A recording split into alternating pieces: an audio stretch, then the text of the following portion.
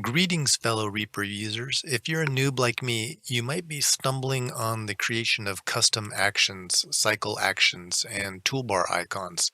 Today, I'm showing how to create custom cycle actions and toolbar indicators for the metronome and pre-roll settings.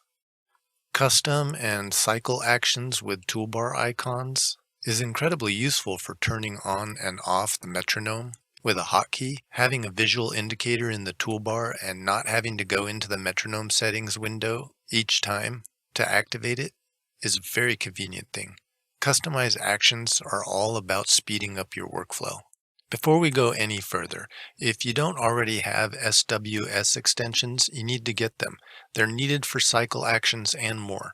It's a free download, but please donate. A link to SWS extensions and a Reaper blog video on how to install them, help you get started, are in this video's description. In the main window of my main toolbar here, I just noticed you can retitle it. Now look at these icons here. The metronome icon indicated by this icon. When turning on or off the metronome, pressing the assigned keyboard letter C, I can visually see it turns the metronome on or off. Similarly, I can toggle the count-in before recording by pressing its hotkey, and turning off the metronome turns them both off. And next to that, I have the pre-roll. So if you were doing punch-in recording, you would want to use a pre-roll, and we can see by pressing its hotkey whether or not it's on or off. To add tools like this, first you need to right-click on your toolbar, choose Customize Toolbar. When you click on Add here, it opens the action list. Open the action list here or by pressing the question mark to show the action list. That is Shift and / by default. In this here filter, type a descriptive word to filter out actions. Let's look at metronome. Here's my metronome cycle action assigned to the shortcut C, which is actually a custom cycle action that I've created. So we're getting pretty deep now going into cycle actions, which is that Reaper extension.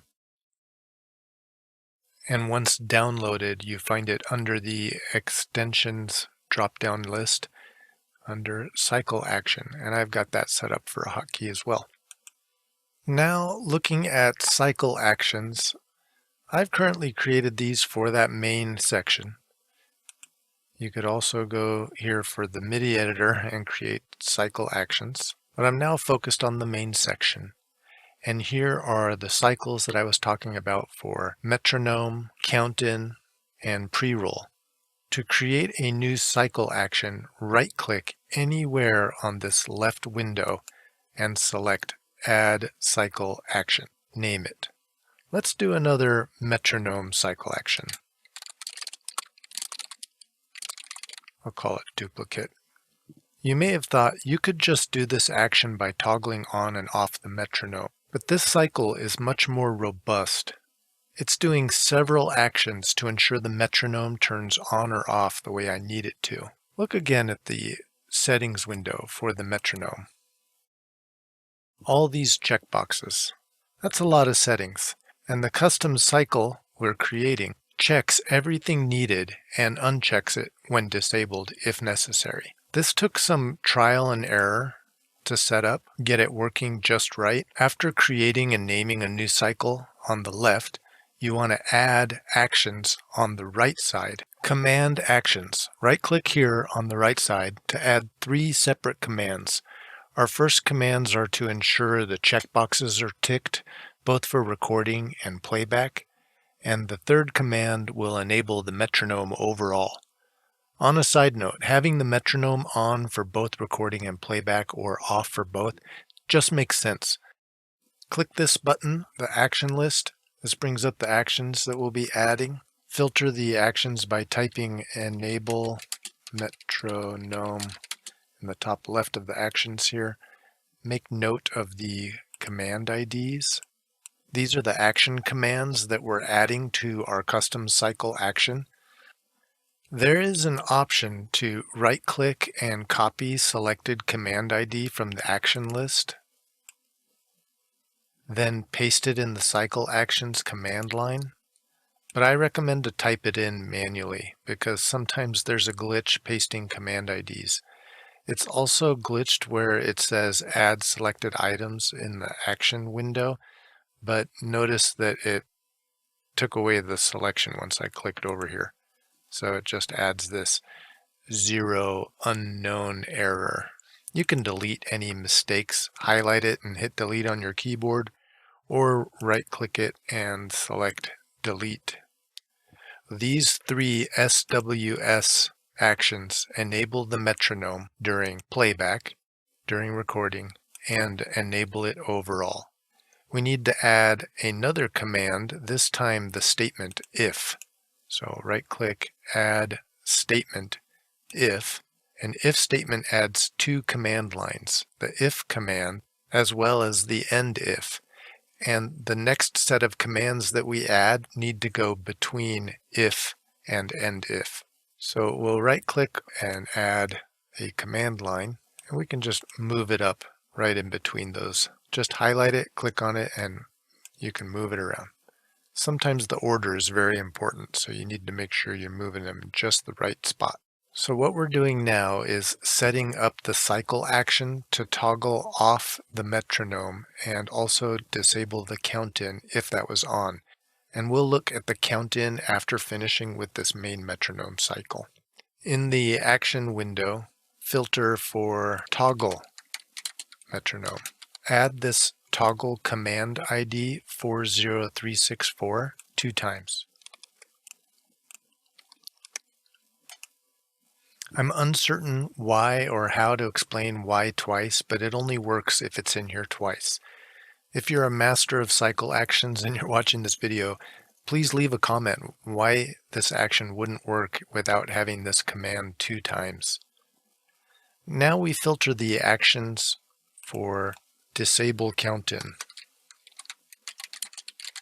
and we add the command IDs for both playback and recording.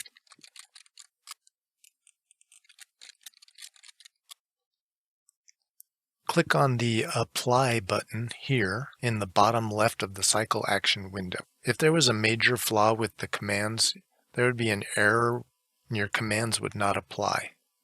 But this works, and now in the Actions window we can search for our duplicate action, and there it is. We could assign a hotkey to it. There, we just replaced the original one, and we can see it in action. Now that you've seen how cycle actions are created, pause here if you need to. I am showing all three for a moment, and you can copy the cycle actions and command IDs, creating your own metronome cycle action for the metronome, the count-in recording and playback, and the pre-roll if you want to. Okay, so the last thing to do is actually add your tools, your indicators in the toolbar. We'll right-click on the toolbar, customize toolbar, and then add. But I've already got metronome and the other buttons here, and I've got them in just the way I want. So you can customize these by dragging them around. Nothing takes effect until you hit apply, but you just drag the order around here in this customize toolbar menu. And if I remove the metronome, it's removed off of this little window here, little preview. But until I hit apply, you won't actually see it be removed from the actual toolbar. So let's go ahead and remove it. We'll apply that. And now I'm without my metronome icon. So if I turn the metronome on or off, I have no way of telling. In fact, from here, I can't even open the metronome setting. We'll go ahead and open the Customize toolbar. Now we're going to add that metronome icon back. Search the action list for metronome, and we don't want to add the metronome cycle. We don't want to add the custom cycle action because that's not actually going to show us the metronome state. What does is the options here, toggle metronome. That shows that it's on or off, the overall metronome. So we'll select that, close this. Now it's showing up in the preview, but it's way down here at the bottom, and I want it to be up here next to the other metronome settings. We'll find it in the list here. It's at the bottom. Drag it up and put it right above that toggle count in. And once we hit apply, it shows up in the toolbar again. That's pretty much how it works.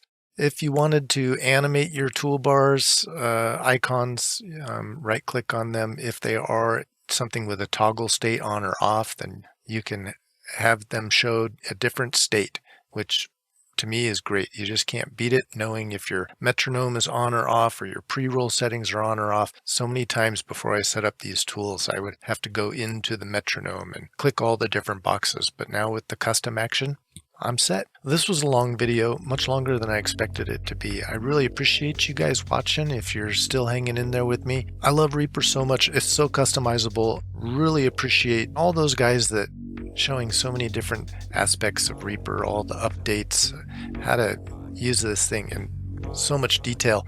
I'm just barely scratching the surface. I've been using Reaper since 2008, and I still feel like a noob.